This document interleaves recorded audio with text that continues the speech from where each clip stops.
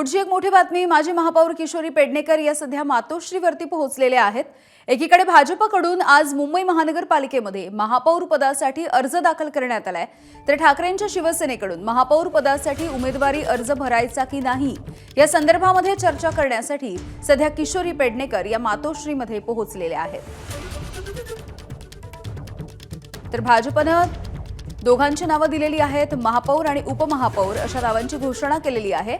यानंतर सध्या किशोरी पेडणेकर या पोहोचलेल्या आहेत मातोश्रीवर।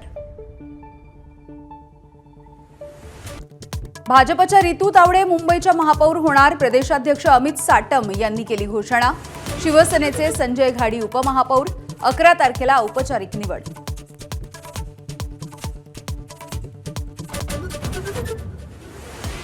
मालेगावच्या महापौरपदी इस्लाम पार्टीच्या शेख नसरीन बानो खालिद विजयी, शिवसेनेच्या लता घोडके यांचा पराभव।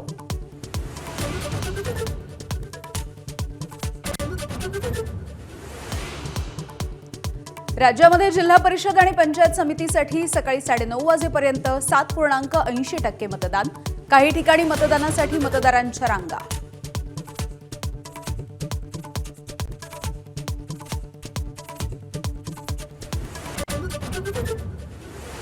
चिपळूणमध्ये अनेक भागात मतदानाची प्रक्रिया खोळंबली। कळवंडे गावामध्ये 4 तासांपासून ईव्हीएम बंद, तर माणकी, आगवे, सावर्डे, कासारवाडीमधील ईव्हीएम बंद पडले।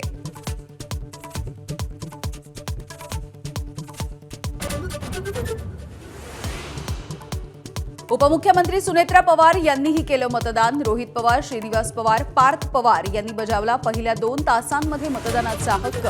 कित्येक वर्षानंतर बारामती तालुक्यामध्ये अजितदादांशिवाय होतंय मतदान।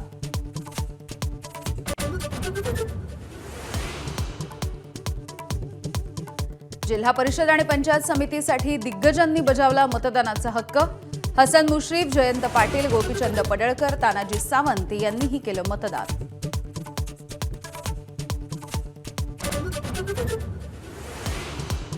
सुनेत्रा पवार यांना अर्थ खातं का दिलं नाही, मुख्यमंत्री देवेंद्र फडणवीसांनी स्पष्टीकरण द्यावं, संजय राऊतांची मागणी। संजय राऊत यांचं विधान निराधार, उत्तर देण्याची गरज नाही, प्रवीण दरेकरांचा पलटवार।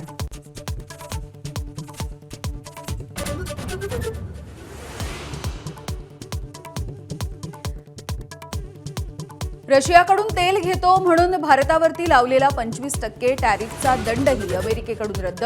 भारतीय मालावरती आता अमेरिकेमध्ये 18% कर।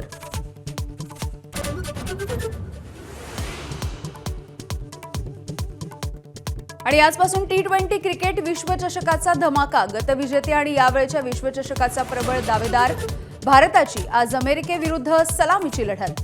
19 तारखेपर्यंत रोज 3 सामन्यांची क्रिकेट प्रेमींना पर्वणी।